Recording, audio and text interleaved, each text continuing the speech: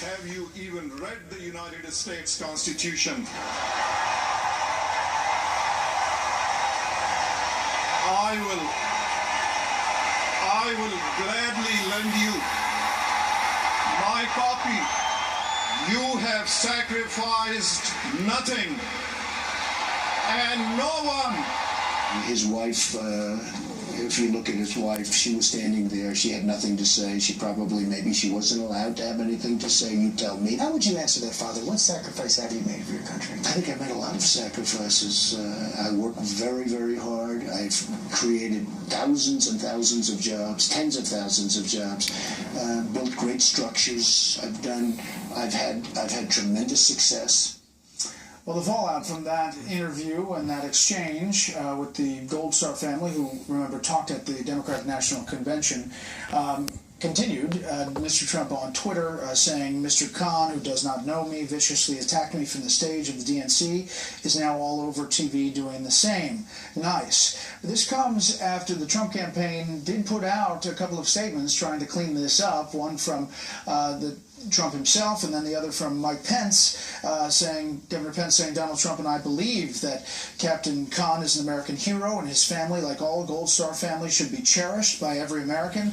Captain Kahn gave his life to defend our country in the global war on terror." Back with the panel, Zeke, this is a growing list of Republicans who have come out and denounced this, saying, first, if anything on the pushback, should have been a praising for their service and sacrifice. Yeah, I mean, this is a classic trap set by the Clinton campaign. They were, there's probably some bet going on behind the scenes. Oh, he won't take the bait on this one, and he did. Donald Trump likes to call himself a counterpuncher, and this is an example of where they set this all up, where he attacked sort of the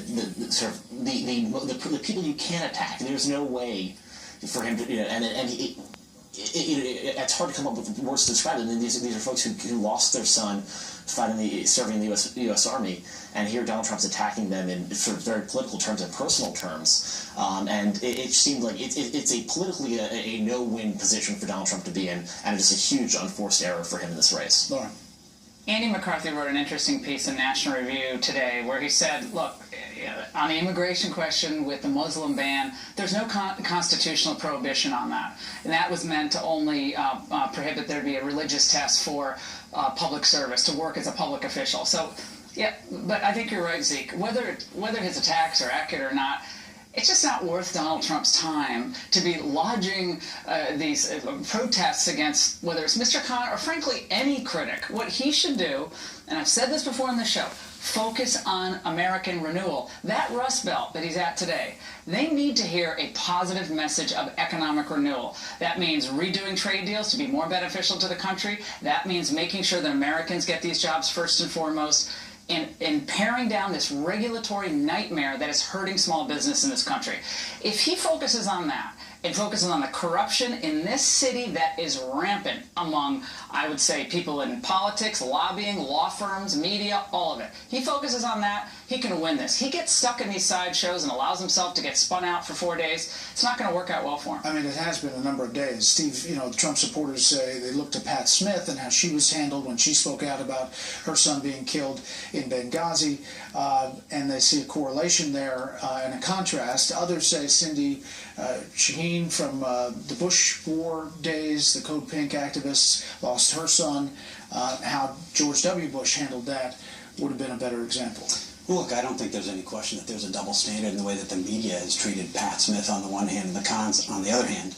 Having said that, Donald Trump does this routinely. He jumps to conclusions that aren't warranted by the facts and evidence. So he alleges that Ghazala Khan was silent because she's Muslim. She wasn't silent because she's Muslim. She's silent because she's human, and she lost her son, and her husband was going to speak about it. It was a moving moment for her. Trump says he wants the good Muslims to speak out, and he says, why don't they say more? These are, by all accounts, the good Muslims. They sent their son to die in Iraq. He's spoken out, the father, Khizr Khan, has spoken out against Islamic radicalism. I can understand why Trump would be rankled by the speech that Mr. Kahn gave last week, but to engage in a fight with them is not only tactically stupid, I just think it's wrong. All right, so that interview did get a lot of news elements. Another was his relationship with Vladimir Putin. George Stephanopoulos asking about that.